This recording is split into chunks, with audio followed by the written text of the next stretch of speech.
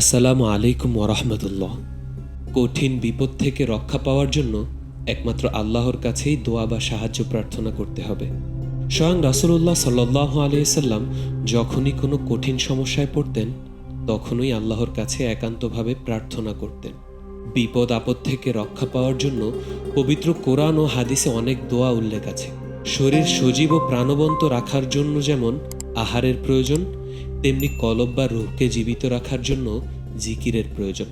আল্লাহ বলেছেন, সুতরাং তোমরা আমাকেই স্মরণ করো, আমিও তোমাদের স্মরণ করব।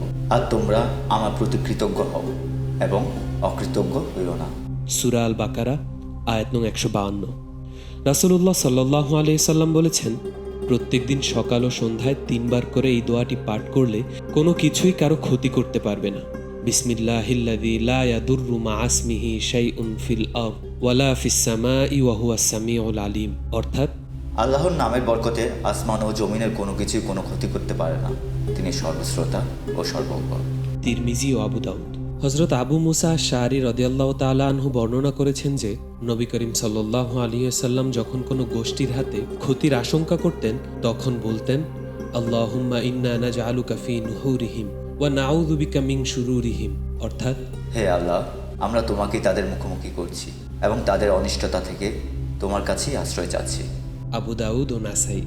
হযরত উম্মে সালমা রাদিয়াল্লাহু তাআলা আনহা বলেছেন, আমি রাসূলুল্লাহ সাল্লাল্লাহু আলাইহি সাল্লামকে বলতে শুনেছি, মানুষের উপর কোনো বিপদ এলে যেন ইন্না লিল্লাহি ওয়া ইন্না ইলাইহি রাজিউন, আল্লাহুম্মা আজিরনি ফি মুসিবাতি ওয়া আখলিফ লি খায়রাম মিনহা এই দোয়াটি পাঠ করে।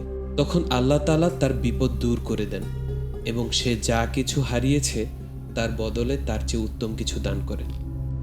রাসূলুল্লাহ সাল্লাল্লাহু আলাইহি সাল্লাম বিপদের সময় পাঠ করতেন, লা ইলাহা ইল্লাল্লাহুল হাযীমুল হালিম, লা ইলাহা ইল্লাল্লাহু রাব্বুল আরশিল আযীম, লা ইলাহা ইল্লাল্লাহু রাব্বুস সামাওয়াতি ওয়াল আরদি ওয়া রাব্বুল আরশিল কারীম।